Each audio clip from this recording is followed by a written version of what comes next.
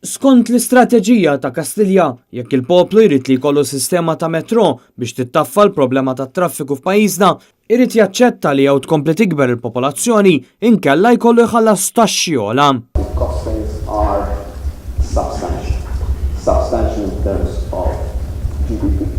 On one side, we cannot say we don't want more economic growth, we don't want the population to increase, basically we don't want foreigners here. And on the other side, but we want a metro system to move from one side to another. You can have it, we can have it, but that means an increase in tax. Fl-istess waqt li rrepeta li biex issir is-sistema tal-metro hemm bżonn 25 sena xogħol, il-Prim Ministru ddikjara li l-metro mhijiex fattibbli bl-ammont ta' persuni li jgħixu f'Malta fil-preżent. Inkella biex il-proġett tal-Gvern jibda fl-immedjat hemm bżonn li jkunu introdotti taxxi ġodda.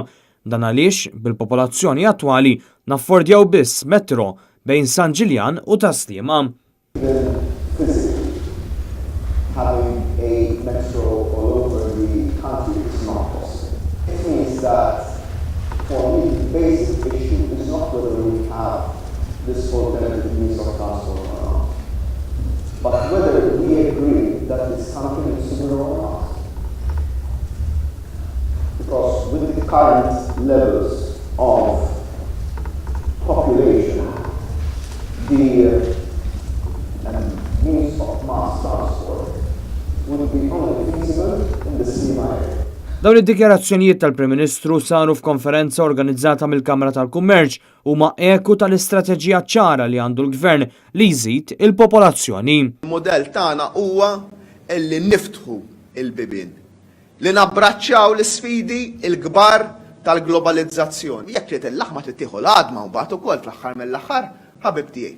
Id-dikjarazzjoni tal-Prim Ministru tkompli tikkonferma kif Gvern Soċjalista m'għandu l-ebda pjan ħlief li jwettaq il-proġetti biss billi jkompli jġib lejn pajjiżna eluf ta' ħaddiema bla kontrollu bla pjan, proġetti maġġuri li ħafna minnhom qed ikunu kkoordinati mill-Ministru Konrad Mizzi. Intant fl-istess konferenza l-Prim Ministru esprima sodisfazzjoni li għall-inqas skontu Malta ma tissemmix fil-headlines madwar id-dinja.